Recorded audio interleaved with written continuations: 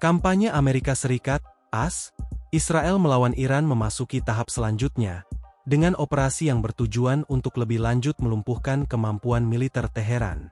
Adapun serangan udara gabungan AS Israel terhadap Iran yang menewaskan pemimpin tertinggi negara itu, Ali Khamenei, dilancarkan pada Sabtu, 28 Februari 2026.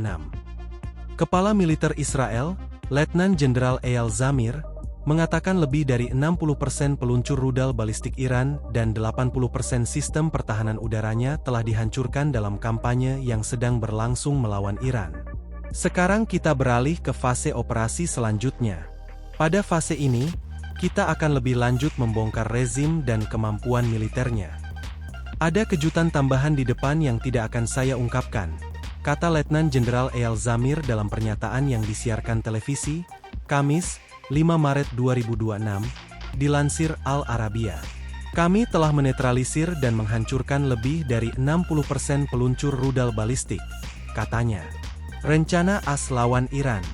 Militer AS yakin dengan rencana operasionalnya melawan Iran. Menteri Pertahanan PT Hekset berjanji untuk meningkatkan serangan terhadap rezim Iran secara dramatis. Komandan Komando Pusat AS, CENTCOM, Laksamana Brad Cooper, mengatakan pasukan Amerika mengantisipasi kemampuan Iran dan menyusun strategi mereka sesuai dengan hal tersebut.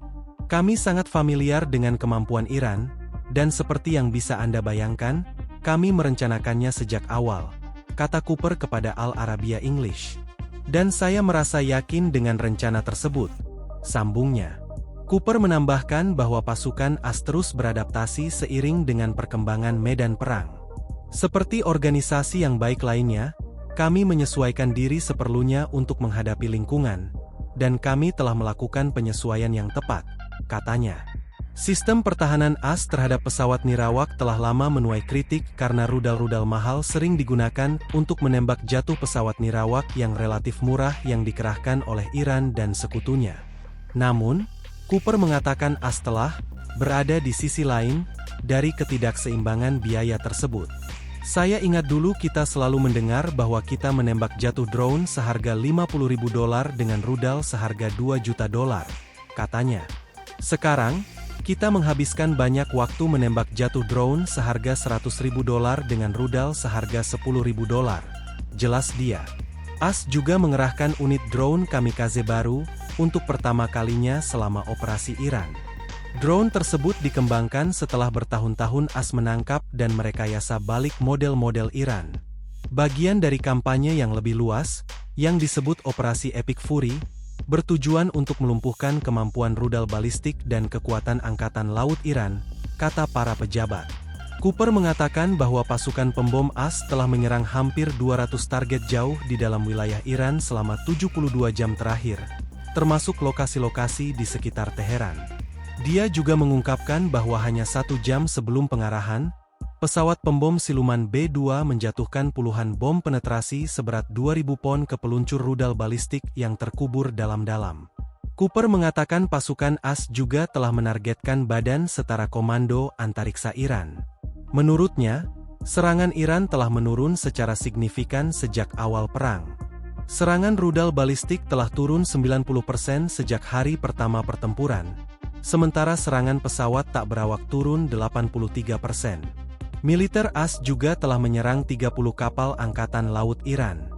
Dan hanya dalam beberapa jam terakhir, kami menyerang kapal induk drone Iran, yang ukurannya kira-kira sebesar kapal induk Perang Dunia Kedua. Dan saat ini, kapal itu terbakar, kata Cooper. Serangan AS Israel ke Iran. Diberitakan AP News, serangan terhadap Iran terjadi setelah AS meningkatkan kehadiran militer terbesarnya di kawasan itu dalam beberapa dekade. Otoritas Israel dan AS menghabiskan waktu berminggu-minggu untuk melacak pergerakan para pemimpin senior Iran.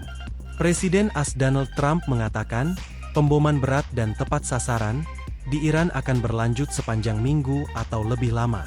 Pangkalan militer AS di seluruh wilayah tersebut tetap menjadi target potensial serangan Iran. AS telah memberi sinyal mereka bersedia untuk berbicara dengan para pemimpin baru Iran, pada akhirnya. Sementara itu, beberapa pemimpin di Kongres telah memprotes peluncuran serangan tanpa otorisasi Kongres. Di sisi lain, Israel memandang Iran sebagai ancaman eksistensial dan telah lama berupaya mengakhiri program nuklir dan rudal balistiknya, sekaligus menargetkan kelompok-kelompok sekutu bersenjata seperti Hamas di Gaza dan Hizbullah di Lebanon. Israel telah berjanji akan melakukan serangan tanpa henti, dan pada satu titik mengatakan 100 jet tempur secara bersamaan menyerang target di Teheran. Konflik saat ini sudah jauh lebih intens daripada perang Israel-Iran tahun lalu, di mana AS ikut campur menjelang akhir dengan mengebom situs nuklir Iran dan Iran menanggapi dengan serangan terencana terhadap pangkalan militer AS di Qatar. Kini, ratusan serangan rudal dan drone Iran telah membuat orang-orang berhamburan mengungsi di negara-negara Teluk yang sebelumnya relatif terisolasi dari gejolak di kawasan tersebut.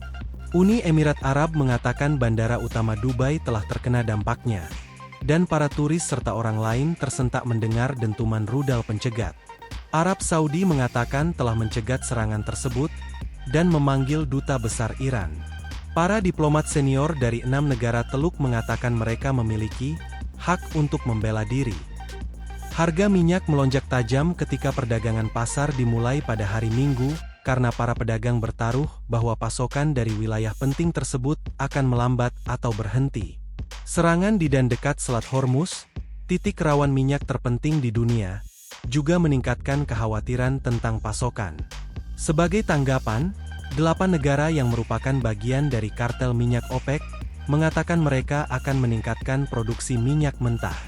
Download Tribun X sekarang, menghadirkan lokal menjadi Indonesia.